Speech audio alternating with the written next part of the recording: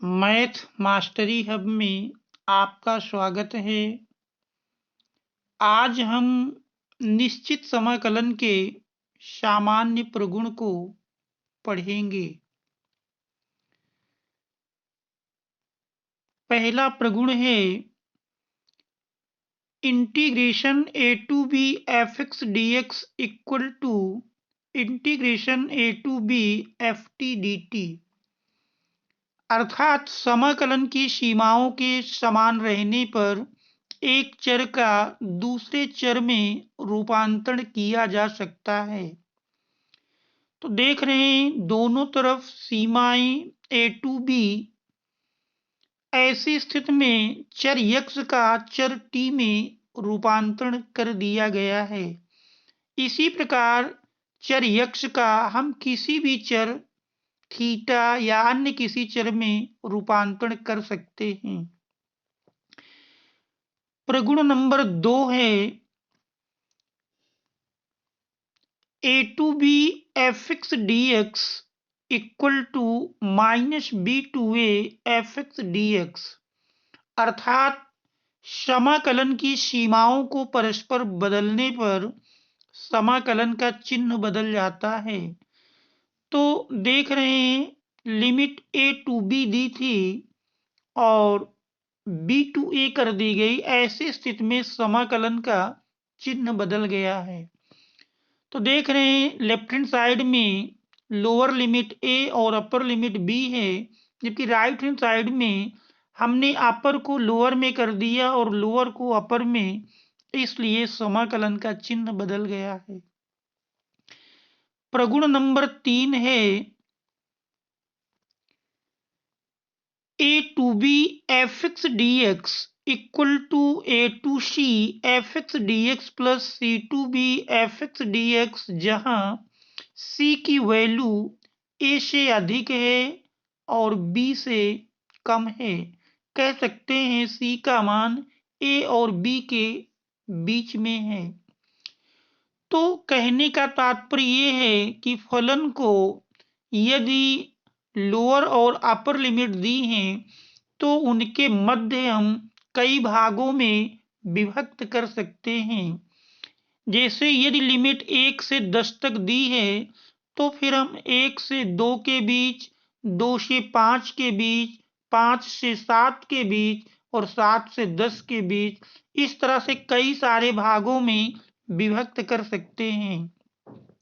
तो ये प्रगुण नंबर 3 कह रहा है। आप देखते हैं प्रगुण नंबर 4। प्रगुण नंबर 4 में है 0 to A F x D x equal to 0 to A f a minus x D x. कहने का तात्पर्य है कि अपर और लोअर लिमिटों के योग से हम चर यक्ष को घटाकर लिख सकते हैं। जैसे यदि फलन हमारा दिया है, मान लीजिए फलन इस प्रकार से दिया है 0 to pi by 2 sine x D x, इसको हम लिख सकते हैं 0 to pi by 2 sine 90 minus x D x. तो ये लिखा जा सकता है। इसी का विस्तृत रूप है integration a to B f a plus b minus x D x equal to integration a to B F x D x. आप देखते हैं प्रगुण नंबर 5 को। प्रगुण number 5 integration minus a to A F x D x equal to 0 to A F x D x. ये तब होगा यदि एफ एक्स समफलन है, और इक्वल टू 0 होगा यदि एफ एक्स विषम फलन है। तो सम और विषम फलन को समझेंगे कि सम फलन क्या है और विषम फलन क्या है। जैसे हमारा फलन एफ एक्स इक्वल टू दिया है एक्स स्क्वायर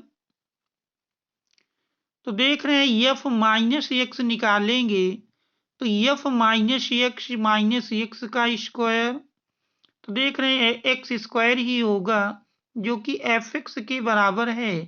तो कहने का मतलब यदि f minus x equal to F x के आ जाए तो ऐसे फलन को सम फलन कहते हैं। और यदि फलन हमारा इस प्रकार से दिया है f x equal to x cube, f minus x निकालेंगे तो माइनस एक्स का cube equal to minus x cube, या देख रहे हैं माइनस एफ एक्स लिख सकते हैं।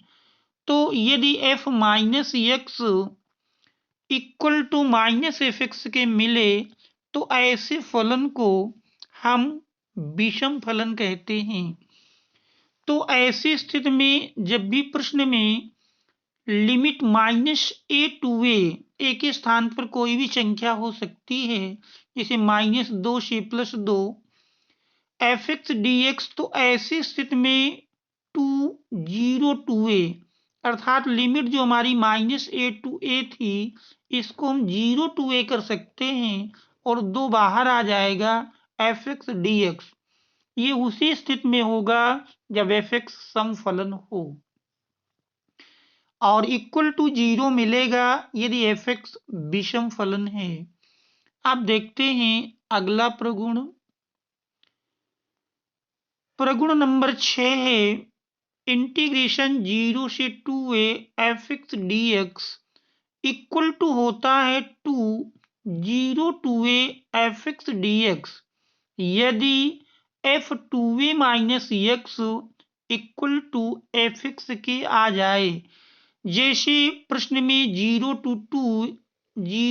से 2a F x D x दिया है, तो यदि हम 2a से x को घटाएं और घटाने पर एफ एक्स के ही बराबर मिल जाए तो ऐसी स्थिति में हम देख रहे हैं जो अपर लिमिट 2a दी है इसी का 2 बाहर कर दिया गया और लिमिट हमारी 0 to A F x D x बन जाएगी। कहने का तात्पर्य है कि जिस संख्या से हम गुणा करें उसी से भाग दे देंगे, कुल मिलाकर इसी 2a के ही बराबर रखना है। देख रहे हैं 2 और a का गुणनफल 2a होगा, तो यदि हम यहाँ 2 से भाग देंगे तो फिर 2 से यहाँ गुणा भी कर लेंगे। कुल मिला के हर स्थिति में मान इसी के बराबर मिलेगा और इक्वल टू 0 होता है यदि F 2a minus x equal to minus F X आ जाए। तो यदि फलन को 2a माइनस एक्स घटाने पर भी एफ एक्स के बराबर माइनस एफ एक्स के बराबर मिलता है तो ऐसी स्थिति में दिए हुए फलन का समाकलन 0 होता है। तो यह निश्चित समाकलन के प्रमुख प्रगुण हैं। इन प्रगुणों की सहायता से प्रश्नों को हल करने से प्रश्न आसानी से हल हो जाता है। Thanks all of you for